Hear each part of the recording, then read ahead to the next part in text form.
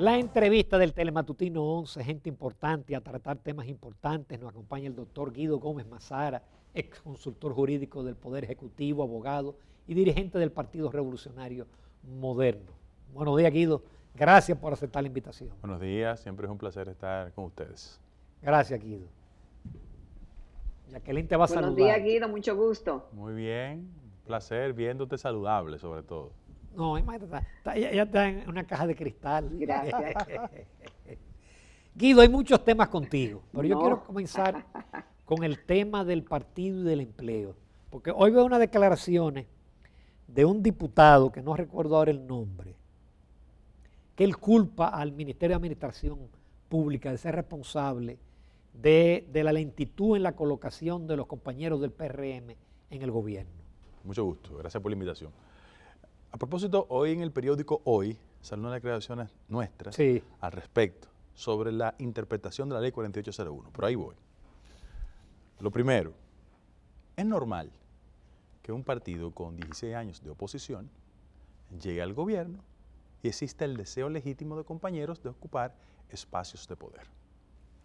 ¿Qué ha pasado? Las reglas del Estado Dominicano que dejamos en el año 2004 no se parecen a esta. Y por vía de consecuencia voy a la ley 4801, que es una especie de muro de contención respecto a la velocidad de ocupar un espacio en el empleo público y los elementos de carácter legal que existen. Esa fue una ley que se creó en el año 2008. Y es una ley que ha generado una falsa concepción en muchos de nosotros de confundir los elementos esenciales de esa etapa que pretendía profesionalizar a las personas en el empleo y hacerlos de carrera, y los empleados que son de estatuto simple, como se le llama. Voy a una cosa y voy a la otra.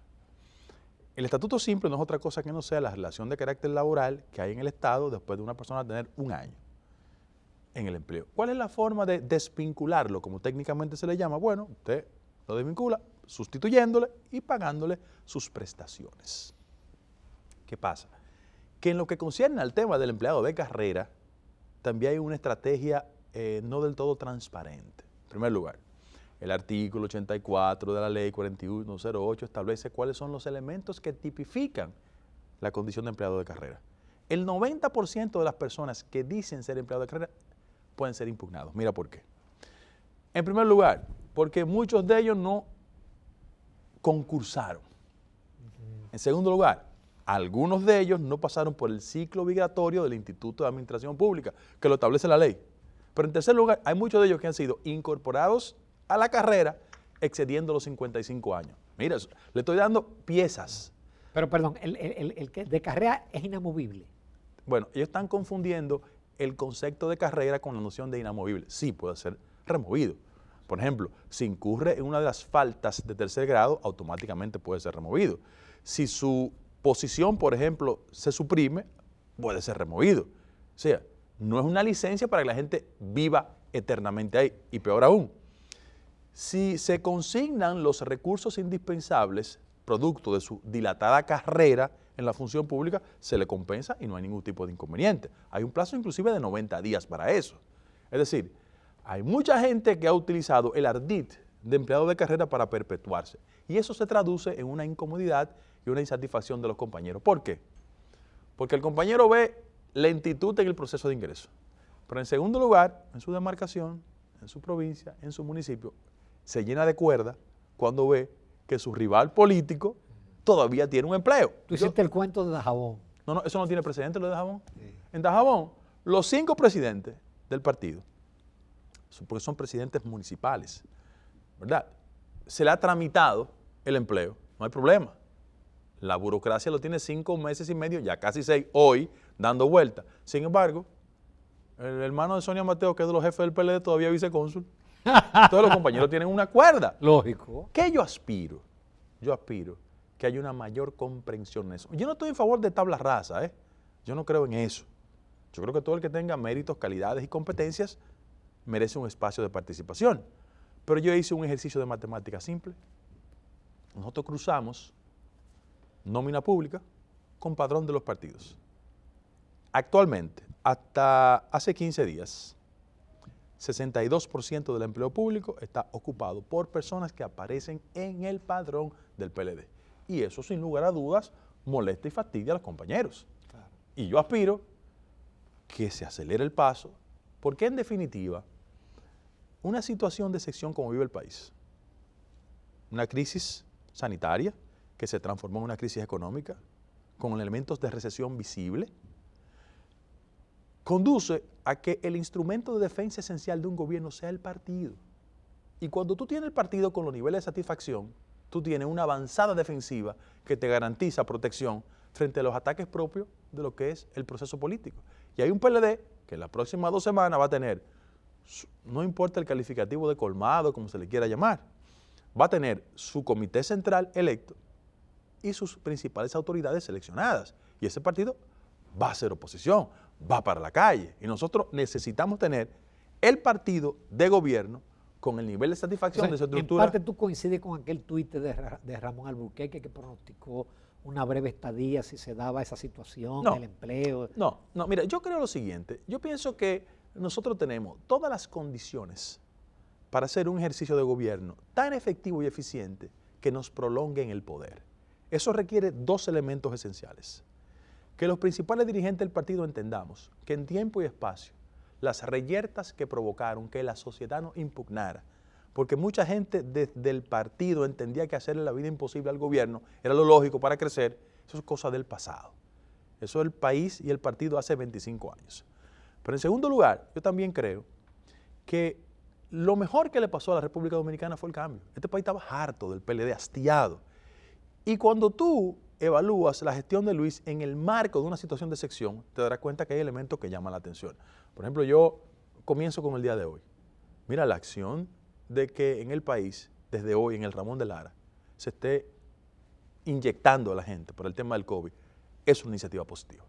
Segundo lugar, cuando tú ves que hay un presidente de la República que se compromete frente al país a mensualmente decir quiénes son todos los suplidores y cómo se le paga, es un elemento de transparencia. Cuando tú ves a un presidente de la República que apuesta a un ministerio público independiente, yo digo, mira, hay razones para uno sentirse satisfecho por el cambio y respaldar al gobierno del presidente. Y en contrataciones públicas, uno independiente. No, un independiente no, y con un nivel de cumplimiento que a muchos fastidia. Porque lo que pasa, Ramón y Jacqueline, es que el cambio no era un eslogan de campaña.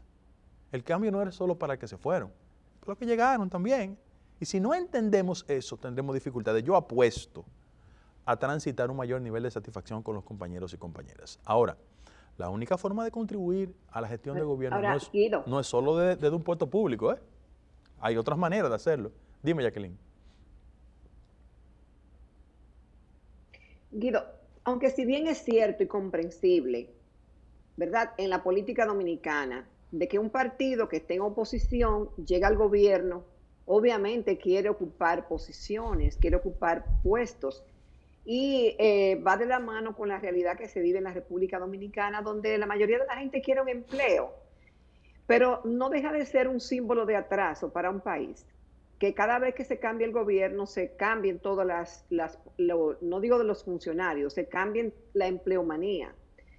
Porque debía haber alguna forma, como tienen algunos países, que los gobiernos cambian y apenas se producen algunas que otras designaciones en los puestos más importantes. ¿Cuándo iremos para allá, Guido, y qué hace falta? Ok, con mucho gusto. No estoy hablando de lo que están en nominillas o en nóminas atrofiadas, sino realmente en lo que debe ser un país con las aspiraciones de ser moderno. Sí, perfectamente. Ahora, el concepto de modernidad y de institucionalizar la administración pública ha estado sometida a muchas trampas. Y hay mucha gente que ha construido la idea del país moderno para perpetuar su gente en el Estado. Repito, yo estoy en favor de que los más calificados tengan un espacio. Y en el PRM y en otros sectores de la sociedad existe la competencia y el nivel para exhibir personas con credenciales. Ve al gabinete, Carlos Pimentel no es un político, pero es una persona con las competencias del lugar. Ve a la Cancillería, Roberto no es un militante político, pero es una persona que tiene las competencias del lugar. Y yo me puedo pasar la mañana entera recordándole a la gente las competencias de funcionarios. Ahora, en Francia, cuando gana el Partido Socialista francés, una parte importante de la administración pública en términos de gestión es ejercida por personas del Partido Socialista Francés, sin violentar las normas de los profesionales en el empleo público, que tienen la carrera administrativa. Pero cuando gana el PSOE en España, la mayoría de los funcionarios de una forma u otra representan el tema del PSOE.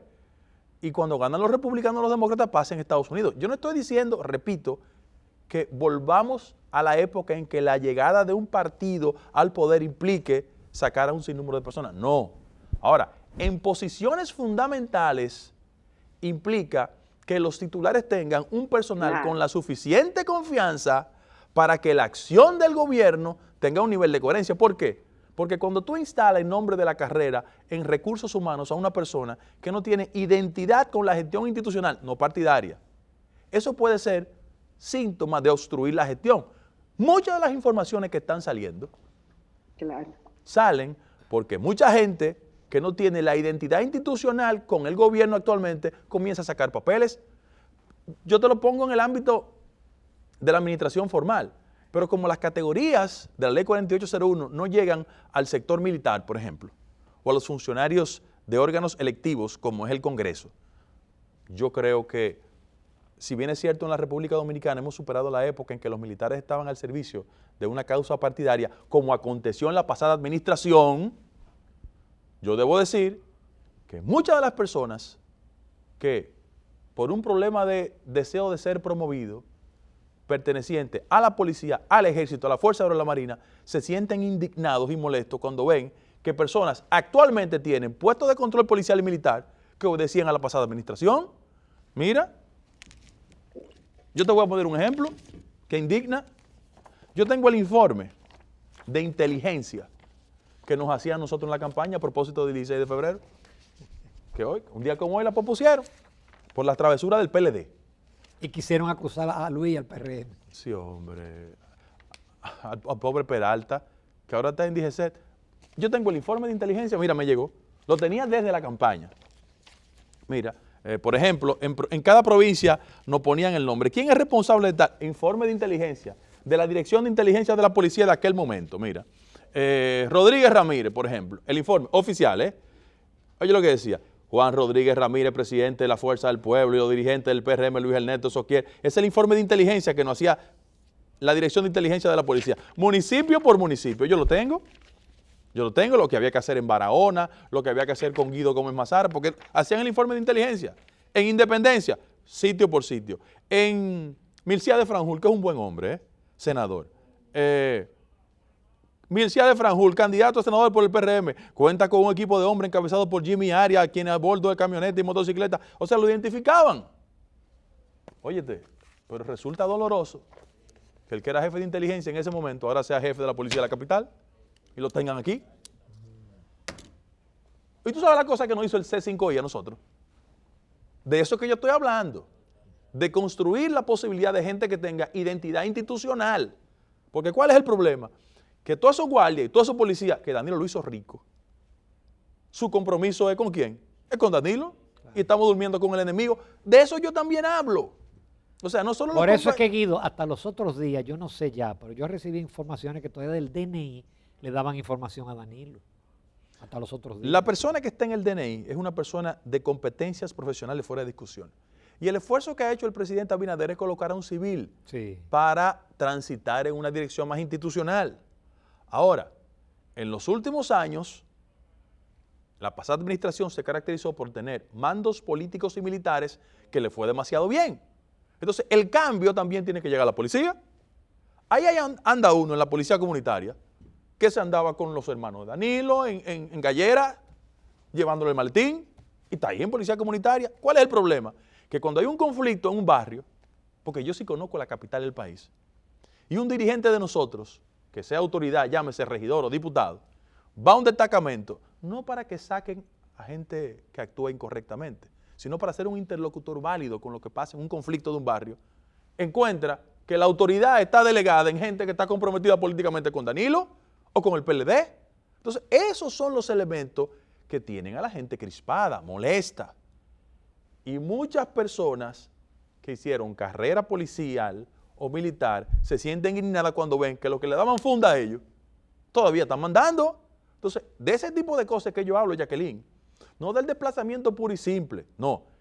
En el partido nuestro y en la coalición de gente nuestra, existen las personas con las competencias, con las calidades, con el sentido de compromiso. Yo, por ejemplo, puedo decir, yo voy a hablar de una, doña Manola Báez, está en INAIPI. Manola es un cuadro político. De muchos años. Y tiene sentido de la política, es así. Ahí no le pueden meter gato por liebre, Manola sabe quién es un cuadro, quién es institucional y quién tiene las competencias del lugar, porque ella es una profesional del área administrativa y contable. Ahora, no es posible que nosotros sigamos con una institución tan sensible como esa, a los niños, esté orientada por personas no solo políticamente contrarias al gobierno, sino con una entidad que fue pieza de escándalo recientemente en la República Dominicana. A ese tipo de cosas es que yo me refiero. Guido, pero yo te pongo un ejemplo con el caso de la superintendencia, la de Valores, que modificaron la ley para que él se quedara. Y está haciendo campaña. Para ser miembro del comité político. Está haciendo campaña, violando la ley. Y el reglamento. Violando la ley, pero no ahora. Es que él estaba en la campaña en la línea. Exactamente. Haciendo activismo. Hablo del superintendente de Valores. A eso es que yo me refiero. Es decir, yo quiero, primero, mi interés. Yo voy a defender el cambio, Y yo ni tengo un empleo público porque en esta etapa de mi vida no me interesa. Ni mi mamá está empleada en el gobierno, ni mi esposa está empleada en el gobierno, ni mis hijos están en servicio exterior. Yo no tengo problema con eso, para tener autoridad y hablar duro. Yo lo que estoy diciendo es que ese es el tipo de cosas que tenemos que resolver. Porque en muchas instituciones los funcionarios están durmiendo con el enemigo. Esa es la verdad. Esa es la verdad. No solo en la inteligencia del Estado. Ahí hay una persona que está comprometida con el presidente de la República, que es Luis Soto. Habrá gente ahí que pase información. Lo van a detectar. Ahora, yo quiero decirle a los compañeros y compañeras que el esfuerzo de victoria y el sentido del cambio también tiene que ser expresado con oportunidad para ellos de participación y con gente que esté en el mando policial, en el mando militar con sentido de compromiso. A nadie le pasa por la cabeza que Carlos Díaz Morfa, el ministro de Defensa Díaz Morfa, sea un activista político. No, Carlos es un hombre con sentido institucional, con una tradición familiar. Carlos no es un activista. Ahora, vayan y preguntan quién es el jefe del ejército. Es por ahí. Uno de los militares de mayor prestigio académico e intelectual. ¿Qué pasaba con el anterior jefe del ejército? Estanislao. Que venía de obra pública, de hacer activismo con Gonzalo Castillo y lo pusieron en el ejército. Vayan a ver quién es el jefe del ejército ahora. Busquen su hoja académica. A ver si es un activista político. Es de eso que yo hablo, Reconozco que el actual jefe de la policía es una persona decente, con un historial académico también. Pero caramba, no, ahí hay cosas que no me están gustando y yo las voy a decir, pues yo no tengo problema. Yo soy una persona que tiene sentido de compromiso partidario, pero tiene convicciones muy claras. Guido, desde hace meses, años, tú has estado hablando del tema de la corrupción, denunciando muchas cosas. Y recientemente pues te referiste a un tema de la comida de los presos, de los privados de libertad y el negocio que supuestamente había en ese sentido, así como también las irregularidades o posibles actos de corrupción en la construcción de la Nueva Victoria, que en un momento determinado se vio como la gran esperanza de que se cambiara y que se humanizara la vida de los privados de libertad en la República Dominicana con una inversión bastante alta. Se ha hablado un poco, pero refréscanos la memoria en qué consiste tu denuncia y cuáles son los elementos para analizar de estos casos. Bueno, con mucho gusto. Miren, yo le digo a las personas que yo tengo una sensibilidad especial por el tema de las cárceles porque yo desde niño me llevaban a la cárcel. Sí. A ver a mi papá y a mi mamá. El momento en que ir a la cárcel llenaba de orgullo a la gente. Bien. Es innegable que tanto la comunidad internacional como actores importantes del país han entendido que hay que humanizar el tema carcelario. La gente llega ahí por una sanción y está tan deformado el sistema que sale doctor en delincuencia. Bien. El primer esfuerzo tendente a reformular las políticas carcelarias comenzó con 32.5 millones de dólares en el año 2001. Se dio poder. Bien. Entre el 2001 y la fecha, ese concepto de inversión tenía como punto de partida la cárcel de San Luis, la de Palabé, Mano Guayabo, es decir, incorporar un sistema carcelario con esas características. De 32.5 a 250 millones de dólares, yo creo que la distancia es evidente. Yo soy malo en matemáticas. Esa es la nueva victoria. Exactamente. Entonces, ¿qué pasó ahí? 3 ciudadanos dedicados al sector empresarial, que no tienen que ver con la política, se dedicaron a formular proyectos para ganárselo y construir las cárceles. Bueno, eso se desestimó. Al último de ellos lo metieron preso y lo pusieron a firmar el desistir en una cárcel. Hay un testimonio documentado, y se le entregó la facultad a que sea Procuraduría General de la República, con un dinero que había ingresado a los fondos de Procuraduría como resultado de que Odebrecht había admitido sus irregularidades en el país y compensó ese dinero. Bueno, hay un proceso de licitación. Guido, pero es competencia de la Procuraduría construir. No, lo ideal hubiese sido que OISOE y Obra Pública construyeran, pero estoy haciendo el cuento para que la gente entienda, porque en este país no hay tontos. Aquí los procuradores nunca construían, ahora sí construyeron, con Danilo Medina. Bueno, construyen esa cárcel, 5 empresas. Yo no estoy haciendo impugnación a las empresas, a los ingenieros que construyan. Es el procedimiento, es el mecanismo, los montos. E inclusive el expresidente fue e inauguró, y hay imágenes que dan muestra de que no se han terminado los edificios. Pero peor aún, que en los esquemas de carácter internacional planteados por gente, no como yo, que soy un activista político, un dirigente político, sino por Roberto Santana, sí, que tiene experiencia en el área, que ha estado preso, y tiene un vínculo de carácter internacional con el sector carcelario, que ha dicho, mire, esto ha sido un negocio, en labio de Roberto, no de Guido. Esto es un negocio. Peor aún, porque una de las destrezas del sector Danilo era que ellos identificaban una necesidad y hacían un negocio de ella. Así pasó con el tema de la crisis del COVID. Ustedes recuerdan en la parte final que hacían muchos negocios. Pero miren esta. La construcción, bien. Ahora los alimentos, porque es una coordinación. Los presos necesitan comer. El último lote que se aprobó es de 935 millones de pesos. Oigan la cifra. 935 ¿Cómo? Millones de pesos. Pero ¿y para cuánto tiempo? Era para los últimos 6 meses. ¿Qué pasa con eso? 5 compañías aparecen con la siguiente característica. Compañías que se dedican a suplir alimentos para los presos, pero no se dedican a otras áreas, solo a esa. Solo a esa. Con un acta levantada mediante la cual esa ¿Y si esa era su especialidad, Guido? Aquí la gente no es tonta, Con un acta mediante el cual se justificaba esa actividad en la que, por ejemplo, quienes aparecían como vedores del proceso eran el jefe administrativo de la Procuraduría. O sea, que firmaba diciendo, no, este procedimiento fue correcto, el jefe administrativo de Procuraduría. Y por ahí María se va. ¿Qué hicimos nosotros? Lo documentamos todo, yo ando con los documentos, yo ando con los contratos, lo depositamos por ante Procuraduría, PETCA, sin velocidad, porque es que hay demasiados temas pendientes en Procuraduría y PETCA. Yo llevo colgado en el corazón a doña Miriam, al magistrado Camacho y a Jenny, porque hay demasiadas cosas pendientes. Entonces, hay momentos en que la velocidad de que los procesos de persecución no guardan relación con el tiempo indicado para orquestar un expediente correctamente, porque lo peor que le puede pasar al proceso de combate a la corrupción es que se hagan expedientes y se caigan. Entonces, frente a eso, pónganle atención al caso de la Nueva Victoria, que no tiene que ver con inquina personal contra el ex procurador, ni deseo de retaliación. Es el uso vil de una urgencia, como era el sistema carcelario y la alimentación, y rentabilizar eso de tal manera que ustedes verán cuando uno haga el esquema.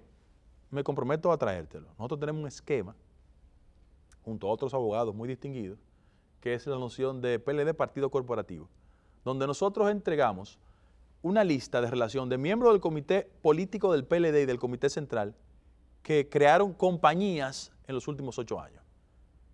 Y hay gente que era cabeza de Ministerio Público, pero también tenía una compañía de cobros legales. Entonces tú dices, ¿cómo tú puedes hacer una cosa y la otra también? No solo es un problema ético, sino de violación de la ley. Entonces, frente a eso, nosotros no va a pasar un mes. Vamos a comenzar a identificar. Mira, fulano de tal del comité central del PLD o del comité político tenía aquello y otro negocio. Hay gente en el comité político del PLD que era principal suplidor del sector agropecuario. Y tú dices, pero ven acá, esto así no puede ser. La gente me dice, Guido, ¿cómo? La gente me dice, Guido. ¿Del comité político? Sí, principal suplidor del sector agropecuario. Vendían sus empresas. Y lo vamos a enseñar con documentación, sin ningún tipo de problema. Wow. Ahora, ¿qué estoy esperando yo? Yo estoy esperando que se elija la nueva Cámara de Cuentas. Muy elemental. Si el acta que legitima la conducta correcta de un funcionario público se llama auditoría, y hay una decisión de carácter jurisprudencial estableciendo de que eso es el indicador esencial de que se han manejado los recursos correctamente, hay que esperar que pase esta Cámara de Cuentas, porque esta no era de cuentas, esta era de cuentos. Yo quería justamente, Guido, porque nos queda poco tiempo, dos temas.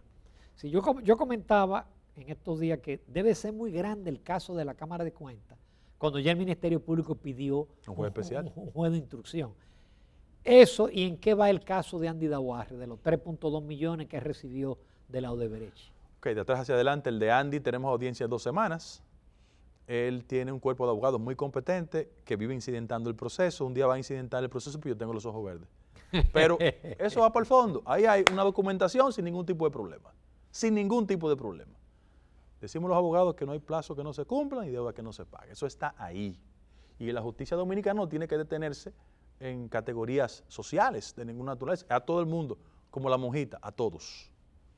Eso en primer lugar.